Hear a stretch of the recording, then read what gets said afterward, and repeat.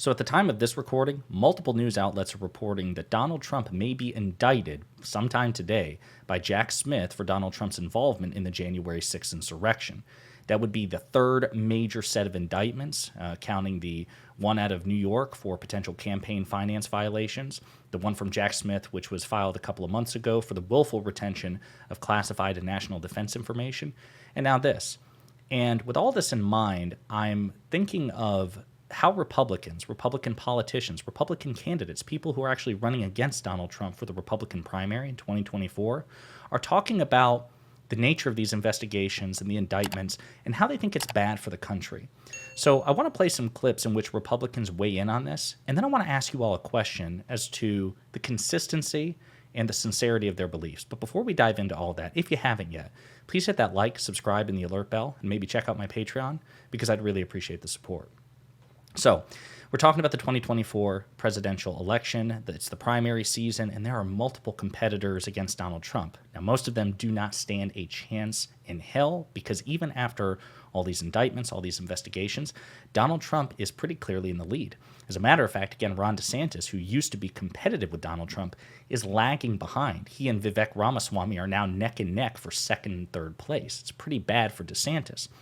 But specifically on the subject of Trump, these Republican candidates, with the exception of somebody like Asa Hutchinson or Chris Christie, have really been trying to have a foot in both worlds, where they're trying to pitch themselves as alternatives to Donald Trump, but they're also trying to do it in a very obsequious way so as to avoid earning his wrath or the wrath of his supporters. And this can't be put on display more than when the subject comes to the multiple impeachments or investigations or indictments against Donald Trump. So I want to play some clips, because people like Ron DeSantis and Vivek Ramaswamy and Nikki Haley seem to be singing the same refrain. So this is what they have to say on the matter. Election even happens, that you would look at that. I think you said on our show before, you'd look at pardoning all the January 6th. Well, my view, I mean, with respect to do we really think it's good for the country to have an almost 80-year-old former president in prison? Like, is that going to be good for us to come together? Yeah.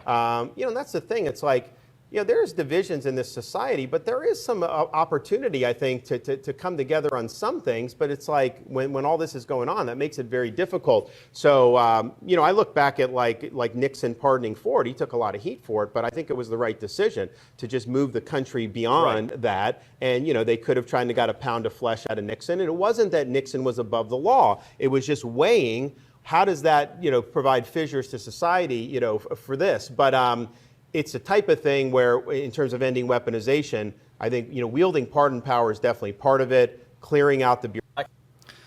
So that was Ron DeSantis, okay, who, again, up until now has basically been the closest thing to an actual legitimate rival that Trump has. But I also want to talk about a guy who is caught up with him, Vivek Ramaswamy, who's a political newbie with very little name recognition.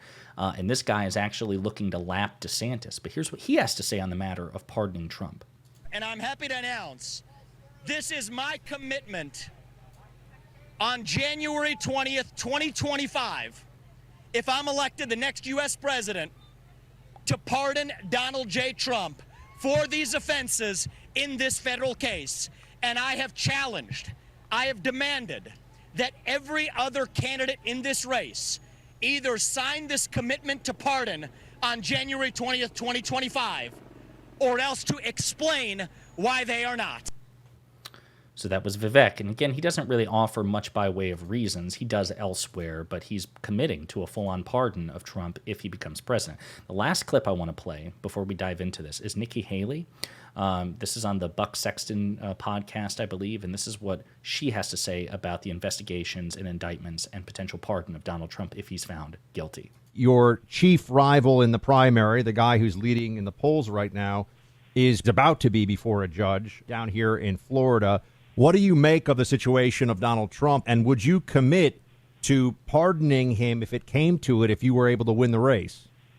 Well, first of all, I had a great working relationship with President Trump, and, what's happening is unfortunate. I think the Justice Department has handled this whole thing terribly.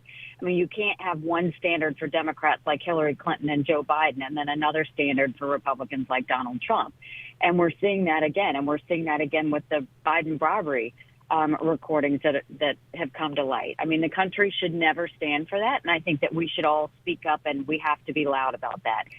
Having said that, if the claims in the indictment are true, if they're true, then Trump was incredibly reckless with our national security, and that's not okay.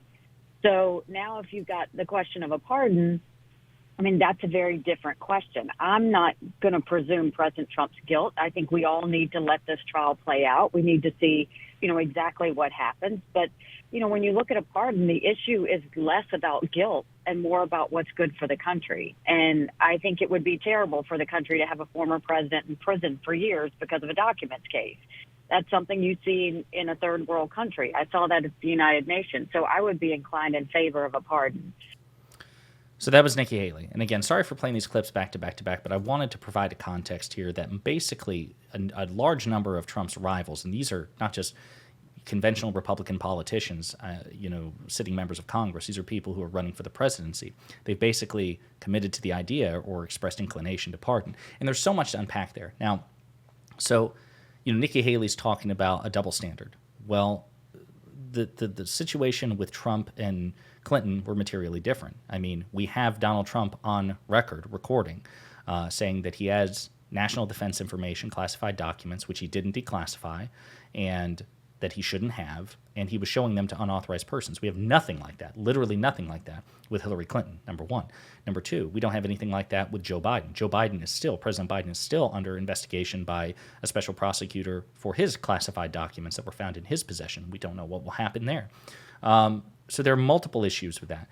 Then with Ron DeSantis, when he's comparing the situation to President Ford pardoning Richard Nixon, again, there are multiple issues with that too. Richard Nixon, number one, resigned. Donald Trump never did. Number two, Richard Nixon publicly admitted that he was wrong, right? He had to issue a public statement basically accepting guilt and admitting that he was wrong regarding the Watergate scandal. And number two, he never sought power again. He distanced himself. He didn't run for re-election. He didn't do anything like that. He slunk into the shadows. He basically, took the beating and said, okay, I clearly can't be trusted with power, and for the sake of the country, I'm moving on. Those are three fundamental important distinctions which separate Nixon from Trump. And by the way, there's still a debate to this day over whether or not President Ford did the right thing by pardoning Richard Nixon. But even if you are inclined to be sympathetic, as DeSantis says he is, there are crucial, important distinctions between the two men in question, which make the comparison ridiculous, number one. The other thing I want to point out is all of the people here, when asked about it, and multiple Republican politicians who maybe not even about pardons, but when you ask them about investigating Trump or impeaching Trump as he was impeached, they'll say things like, it's really divisive. It's not good for the country. You heard Nikki Haley say it. You heard Ron DeSantis say it in these clips. It's really not good for the country. Not that the presidents are above the law, but it's really not good for the country for them to be held accountable if they break the law. So here's my question.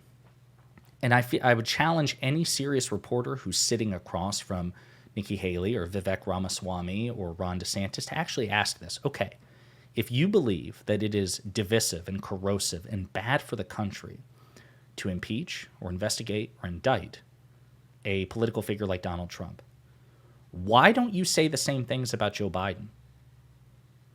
President Biden, Joe Biden's the sitting president of the United States. He's the leader of the Democratic Party.